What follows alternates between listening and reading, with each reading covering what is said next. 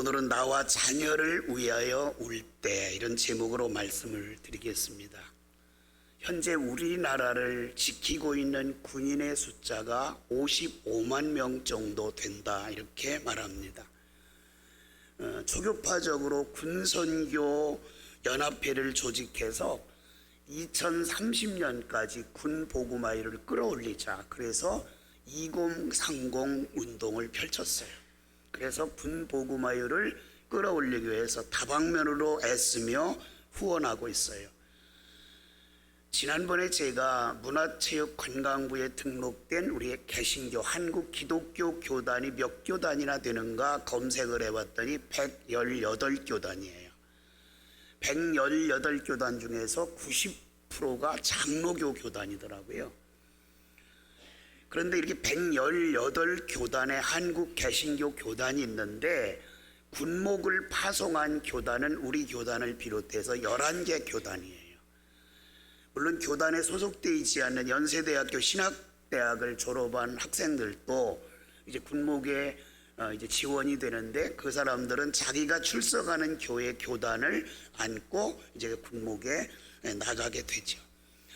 그렇게 총 11개 교단에서 지금 육해공군 군목 숫자가 276명이에요. 그런데 육해공군에 세워진 교회가 979교회예요. 자, 276명의 군목이 979교회의 교회를 다 돌볼 수 없잖아요. 그러니까 나머지 교회들을 군선교 연합회에서 군선교 목사를 파송해서 그 군선교 목사님들이 자비량으로 그 군인교회 가서 예배를 드려요. 이게 군선교 목사님들이 하는 일이에요. 군목이 다 할 수 없으니까.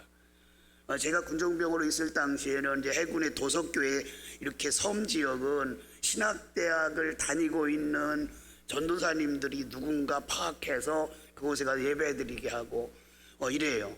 그래서 작은 섬에는 군인들이 몇 명 안 되잖아요. 그런데도 주일마다 예배를 드리고 보고를 받고 이렇게 하면서 군선교에 이렇게 열심히 봉사하는 것을 볼 수가 있어요. 우리나라가 군목이 군대 안에 있다는 것은 하나님께 주신 복이에요.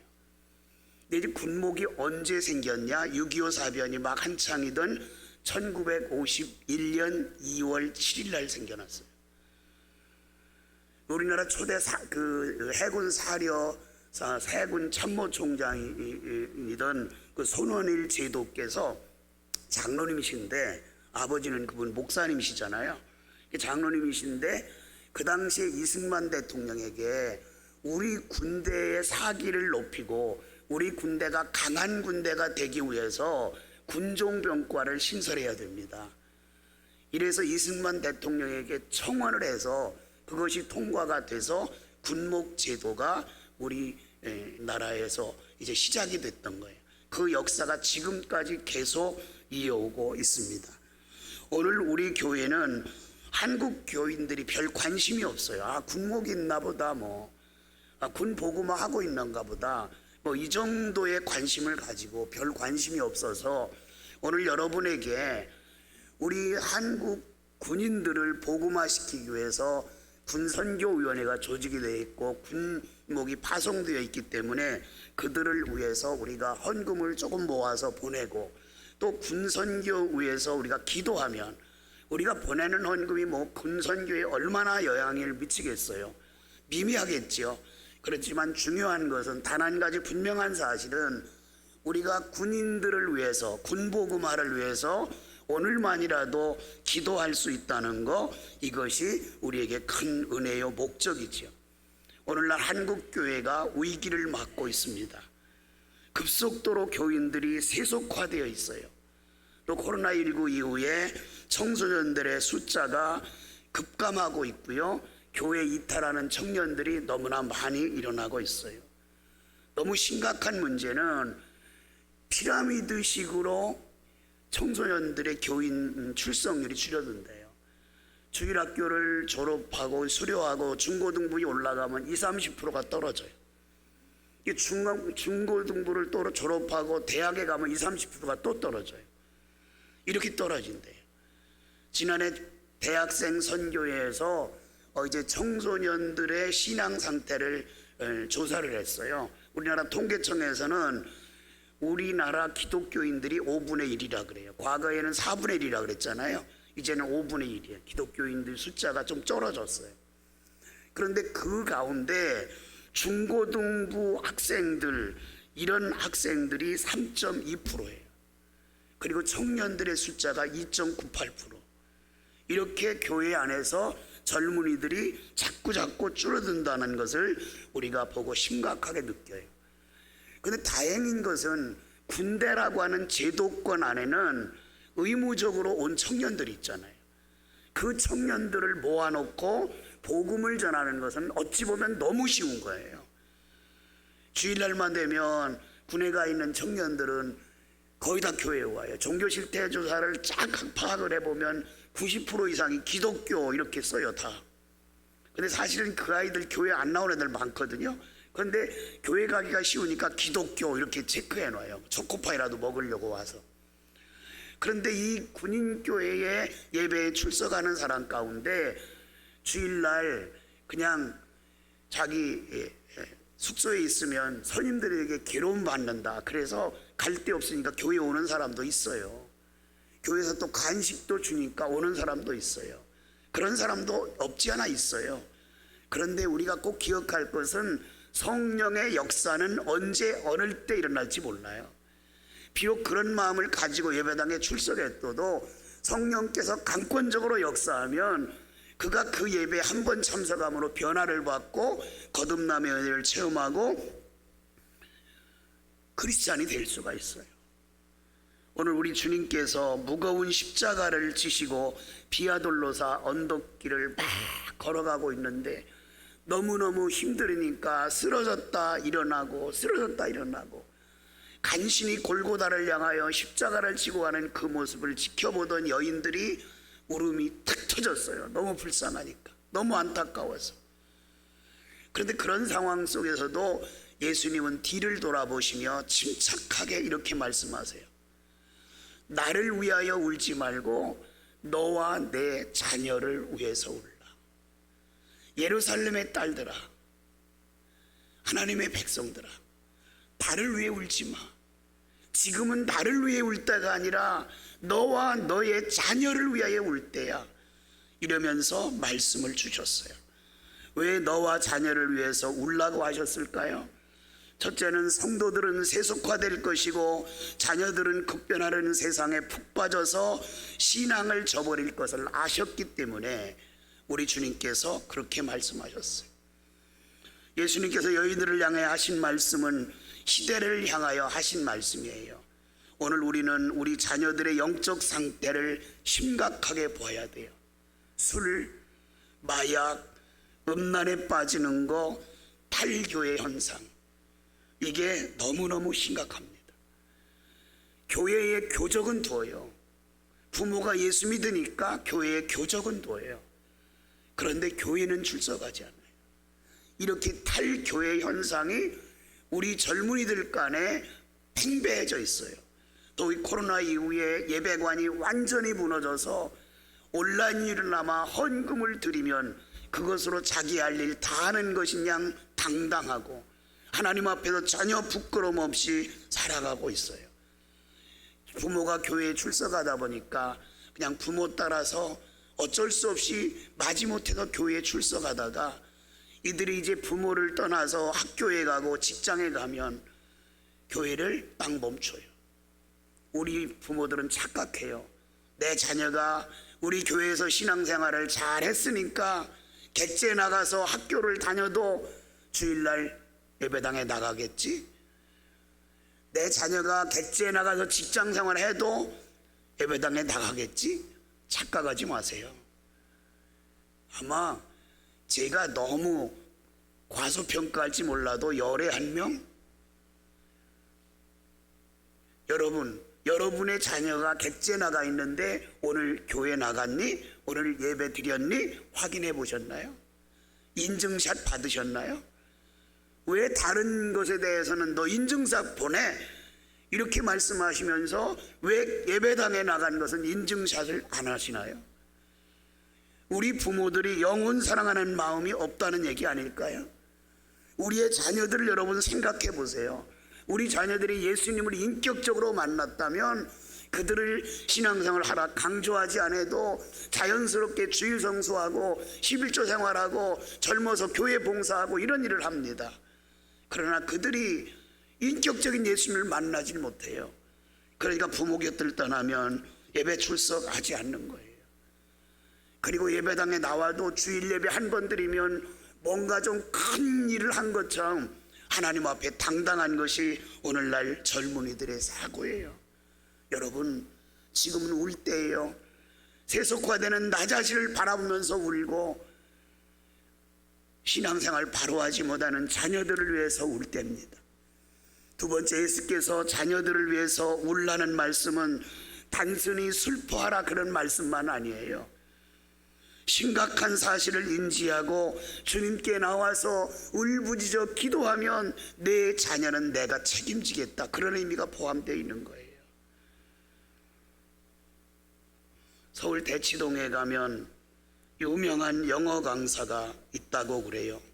중고등부 학생들을 가르치고 있는 외국인 강사인데 목사님이세요. 유 하워드라는 목사님. 서울 대치동에서 한 20년 동안 지금 학원 강사를 하면서 또 학원 사역을 하고 있는 목사님이신데, 그 목사님이 쓴 책이 하나가 있더라고요. 잘 풀리는 자녀의 비밀. 그 책이 유명해졌어요. 왜냐하면 학원을 보내는 학부모들에게는 그분의 신앙관이 어떤가, 가치관이 어떤가, 실력도 실력이지만, 그래서 그 책을 많이 구독해서 읽으니까 너무 인기가 좋으니까 어느 날 국민일보에서 그 유 하워드 목사님을 초빙해서 인터뷰를 했어요. 어떤 인터뷰를 했냐면 신앙인이 청년들이 신앙을 가졌을 때 특징이 어떤 거냐 하고 물으니까 이분이 이렇게 말했어요. 내가 20년 동안 학원가에서 중고등부 학생들을 가르치면서 또 교회에서 가르치면서 보았는데 기도하는 부모 밑에서 자란 자녀는 이탈함이 없더라. 설령 잠시 이탈하더라도 반드시 돌아오더라. 그러면서 그는 이렇게 외쳤다고 해요. 기도 먹고 자란 아이는 살아난다. 이것이 본인의 표어래요. 기도 먹고 자란 아이는 살아난다. 기도 먹고 자란 아이는 뭔가 다르더라는 거예요. 여러분, 우리는 내 자녀를 위해서 다시 한번 생각해야 돼요. 내 자녀의 껍데기만 보지 말고 내 자녀의 내면 영적 생태를 봐야 돼요. 내 자녀의 심각성을 내가 봐야 돼요. 그래야지 내가 자녀를 위해서 기도할 수 있어요. 우리 자녀들이 학교에 가고 직장에 갔다 가끔 집에 와요. 그러면 이 아이들이 피곤하다고 교회 안 와요. 오랜만에 친구 만나야 된다고 교회 안 와요. 그래, 피곤하겠다, 좀 쉬어. 엄마 아빠 교회 갔다 올게. 그러고 놔둬요. 한 번, 두 번 반복돼요. 이 아이들은 교회와 완전히 멀어져요. 이런 아이들 때문에 우리는 눈물 흘리며 기도해야 돼요. 그래서 자녀를 위해서 울어야 돼요.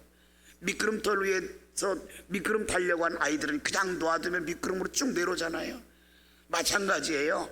세상에 그냥 놔두면 그냥 미끄러져 버려요. 그 영혼이 구원받았다고 우리가 어떻게 장담해요? 종교인이 된지 누가 알아요? 종교인은 교회 출석할 수 있어요. 거듭나지 않아도 출석할 수 있어요. 그러나 교회 출석한다고 그 사람이 거듭났다고 우리가 볼 수가 없어요. 거듭남은 예수 그리스도의 은혜를 체험해야 거듭나는 거예요. 우리가 중요합니다. 여러분, 이런 경우를 생각해 보셨나요? 평범하게 살던 어느 날 내 자녀가 교통사고 났어서 위급하다고 병원으로부터 경찰로부터 전화를 받았다면 기절할 거 아니에요? 그런데 여러분의 자녀가 그냥 놔뒀다가 어느 날 갑자기 인생 종말을 맞이하고 지옥 갔다고 하면 기절할까요? 우린 심각하게 생각해야 돼요. 우리의 자녀들을 위해서 정말 눈물로 기도해야 돼요. 우리의 자녀들 이 어지러운 세상 속에서 그냥 놔두면 그냥 지옥 가버려요. 어떻게 할 길이 없는 거예요. 시편 126편 6절에 보면 울며 씨를 뿌린 자는 기쁨으로 단을 가져오리라고 했어요. 우리들이 울며 눈물로 우리 자녀들을 위해서 씨를 뿌려야 돼요. 그래야 나중에 기쁨이 있다는 것을 우리는 알고 자녀를 위해서 정말 열심히 기도하는 믿음의 성도들이 되기를 주님의 이름으로 축원합니다.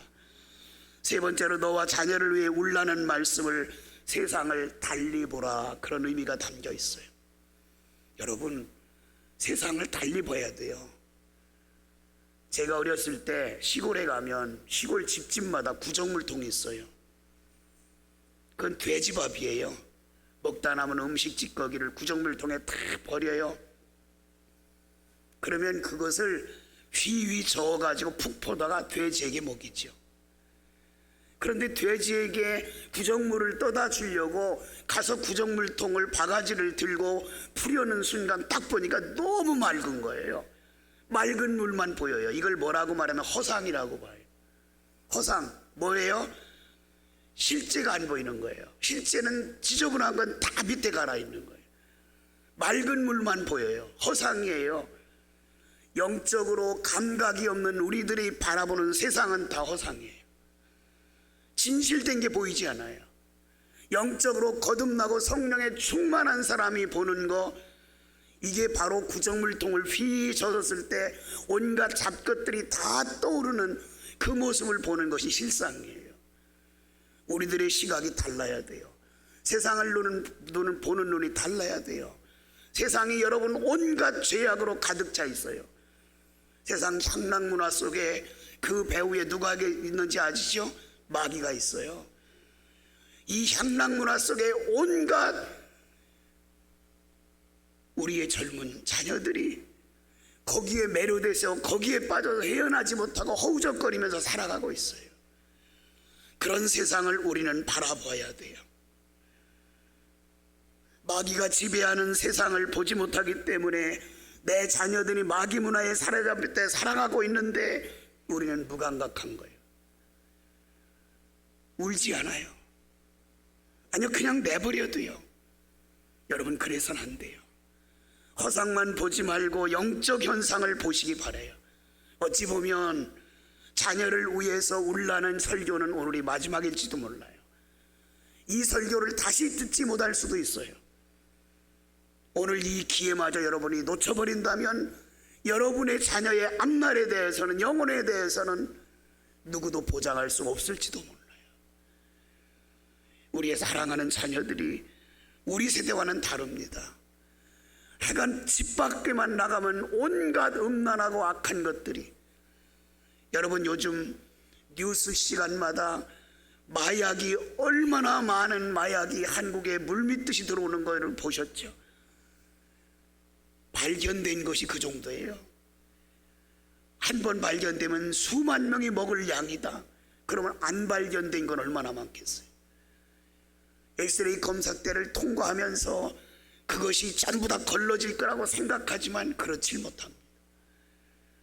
그런 마약들이 지금 학교에, 중고등학교에, 대학교에 만연하고 있다는 것은 우리가 언론을 통해 너무 잘 알고 있잖아요.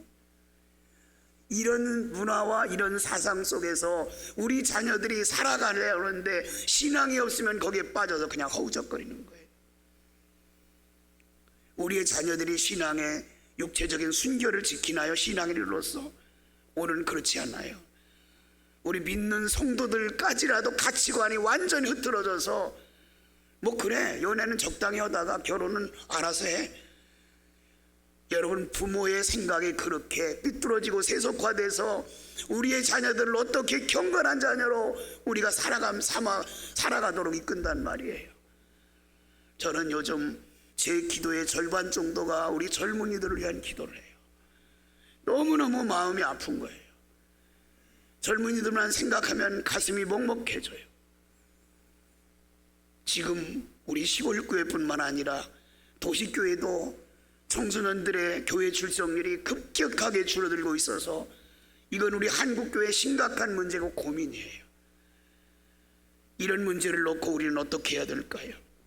왜 많은 목사님들이 군선교 협의회를 만들어서 군복음화에 힘쓸까요? 도망다니는 아이들을 어떻게 할 수 찾기가 힘들으니까 제도권 아닌 군대 안에 들어온 아이들이라도, 그 청년들이라도 가둬놓은 상태에서 복음을 전해서 회개하게 만들어서 그들이 구원받게 하자, 이런 열정 때문에 군선교연합회를 조직해서 거기에 많은 돈을 쏟아붓고 있어요. 군선교연합회를 조직해서 많은 일반 목사님들을 군에 파송하려면 그들의 생활비를 누가 책임져야 되나요? 군대에 헌금 나와요? 아니에요. 자비량이에요. 후원자들이 후원하는 것으로.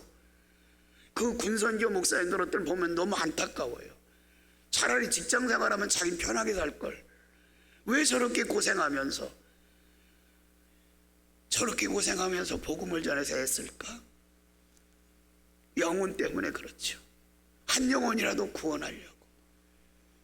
사랑하는 여러분, 우리가 군인교회에 오늘 헌금해서 얼마나 보탬이 되겠어요? 별 도움은 안 될 거예요. 그러나 제가 한 가지 바라는 것은 오늘부터 군인교회에 대해서 또 군선교에 대해서 여러분들이 좀 더 관심을 가지고 그 군에 가 있는, 제도권 안에 있는 그 청년들이 군에서라도 복음을 받아 듣고 그들이 거듭남의 은혜를 체험해서 사회에 나와서 그리스도인으로서 바르게 살아갈 수 있도록 기대를 가지고 기도하며 협력하자 하는 의미로 오늘 군선교 주일 예배를 드리고 있습니다. 사랑하는 여러분, 나를 위해, 자녀를 위해 지금은 울 때예요. 내 자신도 나를 추스리지 못해요. 얼마나 세속화의 물결이 빠르게 우리에게 물밀듯이 밀려오는지, 이것을 뿌리치고 경건하게 살아간다고 하는 것은 너무너무 힘든 거예요. 오늘날 교회 중직자들, 과거 같으면 새벽 기도하는 벼락 맞는 줄 알았어요. 오늘날은 감각이 없어요. 내 자신이 세속화됐다는 거예요. 세속화됐어요. 목회자들도 마찬가지예요. 피곤하면 새벽 기도 안 한대요. 왜? 나도 사람인데. 맞아요, 나도 사람이에요. 그게 핑계예요. 나도 사람인데. 양심이 목회자들부터 점점 무뎌져 가요. 저 역시도 저를 이기려고 부단히 노력하며 애쓰고 있어요. 왜냐하면 내 자신을 이기지 못하면 이 세상 풍파에 휩쓸려서 나도 똑같이 흘러가요. 그냥 떠내려가는 거예요. 이런 세대를 바라보고 거슬려 살아 믿음을 지켜나가는 거, 이게 우리의 몫이에요. 우리들 정신 차립시다. 내가 신앙이 바로 될 때 내 자녀가 바로 되는 거예요. 요즘은 교육이 말로 안 돼요. 봐야 돼요. 내 엄마 아빠가 신앙생활 어떻게 하는데, 내 아빠가 엄마가 장로님이고 권사님이고 집사님인데 생활이 어떤가, 이걸 눈으로 보는 거예요. 그리고 인정이 되면 예수 믿으려고 하고 따르려고 그래요. 그런데 인정이 안 되면 거부해요. 말은 안 하지만 이런 표정이지요. 엄마, 아빠는 교회에 직분이 뭔데 직분이 없는 나만치도 못해. 왜 그렇게 살아? 말은 안 하지만 그런 표정이라고요. 우리가 신앙이 바로 돼야 자녀들의 신앙을 고치할 수 있어요. 내 신앙이 영혼 사랑하는 마음으로 이글이글 불타야 자녀들의 그 영혼을 불쌍히 여길 수 있어요. 오늘 여러분, 우리 주님께서 시대에 가장 핵심적인 메시지를 주셨어요. 나를 위해서 울지 말고 세속화되어 가는 너를 위해서 울고 향락문화, 음란문화에 빠져 사는 내 자녀를 위해서 울라. 이 말씀을 잘 기억하면서 신실하게 믿음을 지켜나가는 복된 성도들이 되기를 주님의 이름으로 축원합니다.